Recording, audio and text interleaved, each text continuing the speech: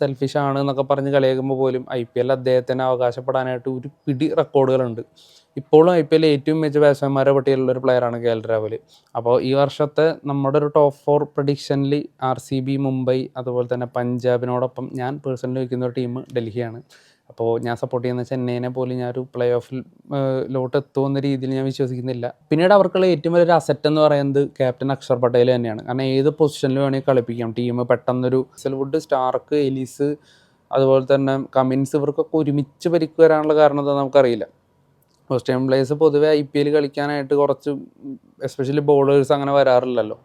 അപ്പോൾ എന്തായാലും ഈ വർഷം എല്ലാവർക്കും ഒരുമിച്ച് പരിക്കായോ എന്ന് അറിയില്ല. എന്തായാലും സ്റ്റാർക്കായത്ത് കുറച്ച് കളികൾ ഉണ്ടാവില്ല. പണ്ട് ചെന്നൈയിൽ കളിച്ചിരുന്ന എങ്കിടി അല്ലേ ഇപ്പോൾ വൻ തീ ബോളറായിട്ട് മാറിയിട്ടുണ്ട്. എന്തായാലും RCB അദ്ദേഹത്തെ വിട്ട് കളയണ്ടായിരുന്നു. പിന്നെ ഈ സീസണിൽ എല്ലാവരും ഒരുപോലെ ഉറ്റുനോക്കുന്ന ഒരു പ്ലെയറാണ് ഡൽഹി കഴിഞ്ഞ വർഷം ടീമിലോട്ട് എത്തിച്ച അക്യുബ്ദർ എന്ന് പറയുന്ന പേസർ.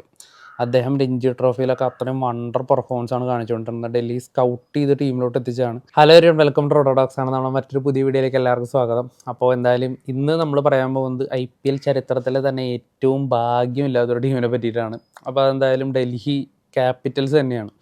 പേര് പലതവണ മാറി, ലോഗോ മാറി, ക്യാപ്റ്റന്മാർ മാറി, ജേഴ്സി മാറി, എന്നിട്ടും കിരീടത്തിലോട്ട് എത്താൻ സാധിക്കാത്ത, എല്ലാ സീസണിലും മികച്ച രീതിയിൽ കളിച്ചിട്ടും അങ്ങനെ എത്താൻ സാധിക്കാത്തൊരു നിർഭാഗ്യമായൊരു ടീമാണ് ഡൽഹി ക്യാപിറ്റൽസ്. ഈ സീസണിലും പതിവ് പോലെ വളരെ സ്ട്രെങ്ത് ഉള്ളൊരു ടീമിനായിട്ട് തന്നെയാണ് ഡൽഹി എത്തിയേക്കുന്നത്. അവർ ഓപ്ഷനിലും നല്ല രീതിക്ക് പ്ലേയേഴ്സിനെ വിളിച്ചിട്ടുണ്ട്, അതുപോലെ ട്രേഡിങ്ങിലൂടെയൊക്കെ പ്ലേയേഴ്സിനെ ടീമിൽ എത്തിച്ചിട്ടുണ്ട്. ഈ സീസണിൽ നല്ലൊരു സ്ക്വാഡായിട്ടാണ് എത്തിയേക്കുന്നത്. കിരീടത്തിലോട്ട് എത്താൻ സാധിക്കില്ല എന്ന് നമുക്ക് പറയാൻ പറ്റില്ല, കാരണം ഡൽഹിയാണല്ലോ. അപ്പോൾ എന്തായാലും ഡൽഹിയുടെ ഈ വർഷത്തെ ഒരു മെയിനായിട്ട് അവർ ഓവർസീസ് പ്ലേയേഴ്സിന്, പ്രത്യേകിച്ച് ഓപ്പണിങ്ങിലൊക്കെ നല്ലൊരു ഓവർസീസ് പ്ലേയേഴ്സിന് എടുത്തിട്ടുണ്ട്. അതിൽ എടുത്തു പറയുന്നത് ബെൻടക്കറ്റും അതുപോലെ തന്നെ നിസംഗയാണ്. അപ്പോൾ എന്തായാലും ഇപ്പോഴത്തെ ഫോം വെച്ചിട്ട് പത്തും നിസംഗ തന്നെയായിരിക്കും 11ൽ ഓപ്പണറായിട്ട് ഇറങ്ങാനായിട്ട് ഏറ്റവും യോഗ്യത ഉള്ളൊരു പ്ലെയർ. അപ്പോൾ കഴിഞ്ഞ വർഷം അഭിഷേക് പോറലാണ് ഇറങ്ങിയിട്ടുണ്ടായിരുന്നത്.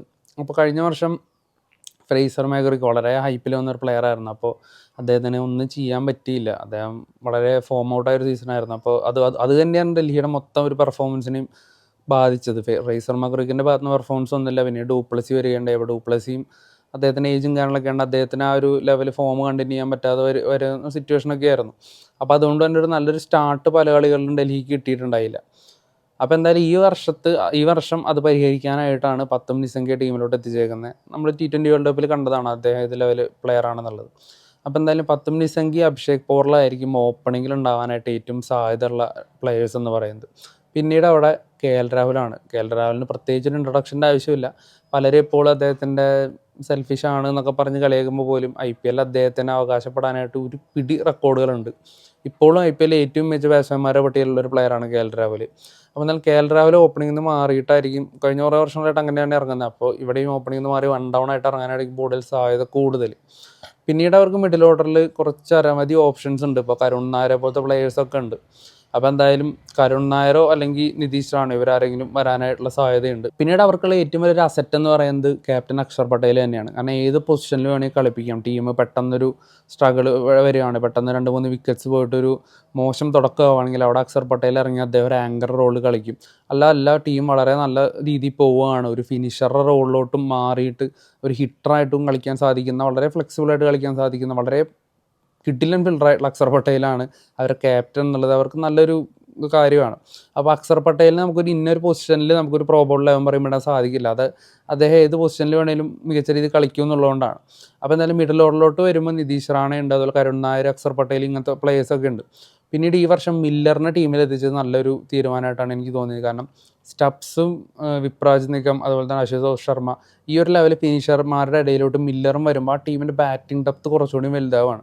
ഞാനതാണ് നേരത്തെ പറഞ്ഞത്, ബാലൻസ്ഡ് ആയിട്ടുള്ള സ്ക്വാഡ് എന്ന് മാത്രമല്ല കഴിഞ്ഞ വർഷത്തേക്കാളും മികച്ചൊരു ബാറ്റിംഗ് സ്ട്രെങ്ത് ഉള്ള ടീമിനാണ് ഈ വർഷം ഡൽഹി എത്തിച്ചേക്കുന്നത്. അതുകൊണ്ട് തന്നെ ഒരു പ്ലേ ഓഫിന് അല്ലെങ്കിൽ കിരീട സാധ്യതയ്ക്ക് ഉള്ളൊരു ടീമുണ്ട്. പിന്നെ ബൗളിങ്ങിലോട്ട് വരുമ്പോൾ നമുക്കറിയാം സ്റ്റാർക്കാണ് പേസ് യൂണിറ്റ് ലീഡ് ചെയ്യുന്നത് എന്നുള്ളത്. അപ്പോൾ അവിടെ പ്രത്യേകിച്ച് എടുത്തു പറയേണ്ട ആവശ്യമില്ല എന്തൊക്കെ അവർക്ക് ചെയ്യാൻ സാധിക്കുമെന്നുള്ളത്. പക്ഷേ നിർഭാഗ്യവശാൽ സ്റ്റാർക്കിനും പരിക്കാണ്. എനിക്കൊന്ന് ഓസ്ട്രേലിയൻ പ്ലേയേഴ്സൊക്കെ വേറെന്തോ കാരണം പറഞ്ഞിട്ട് വരാതിരിക്കാൻ തോന്നുന്നു. കാരണം ഈസൽവുഡ്, സ്റ്റാർക്ക്, എലിസ്, അതുപോലെ തന്നെ കമിൻസ് ഇവർക്കൊക്കെ ഒരുമിച്ച് പരിക്ക് വരാനുള്ള കാരണം എന്താ നമുക്കറിയില്ല. ഓസ്ട്രേലിയൻ പ്ലേയേഴ്സ് പൊതുവെ IPL കളിക്കാനായിട്ട് കുറച്ച് എസ്പെഷ്യലി ബോളേഴ്സ് അങ്ങനെ വരാറില്ലല്ലോ. അപ്പോൾ എന്തായാലും ഈ വർഷം എല്ലാവർക്കും ഒരുമിച്ച് പരിക്കായോ എന്നറിയില്ല. എന്തായാലും സ്റ്റാർക്കായത്ത് കുറച്ച് കളികൾ ഉണ്ടാവില്ല. എന്തായാലും ലുങ്കി എങ്കിടീനെയും ടീമിൽ എത്തിച്ചിട്ടുണ്ട്.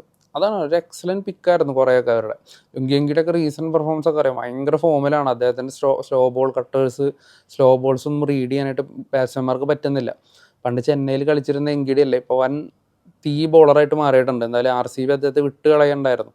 അപ്പോൾ എന്തായാലും ലുങ്കി എങ്കിടി ടീമിലുണ്ടാവും. അപ്പോൾ സ്റ്റാർക്ക് ഇല്ലാത്ത വശം ലുങ്കി എങ്കിടി ഉണ്ടാവും. പിന്നെ ഇന്ത്യൻ ബോളേഴ്സായിട്ടുള്ള നടരാജനുണ്ട്, അതുപോലെ തന്നെ മുകേഷ് കുമാർ ഉണ്ട്. മൊത്തത്തിൽ നല്ലൊരു ടീമാണ്. പിന്നെ ഈ സീസണിൽ എല്ലാവരും ഒരുപോലെ ഉറ്റുനോക്കുന്ന ഒരു പ്ലെയറാണ് ഡൽഹി കഴിഞ്ഞ വർഷം ടീമിലോട്ട് എത്തിച്ച അക്യുബ്ദർ എന്ന് പറയുന്ന പേസർ. അദ്ദേഹം രഞ്ജി ട്രോഫിയിലൊക്കെ അത്രയും വണ്ടർ പെർഫോമൻസ് ആണ് കാണിച്ചുകൊണ്ടിരുന്നത്. ഡൽഹി സ്കൗട്ട് ചെയ്ത് ടീമിലോട്ട് എത്തിച്ചാണ്.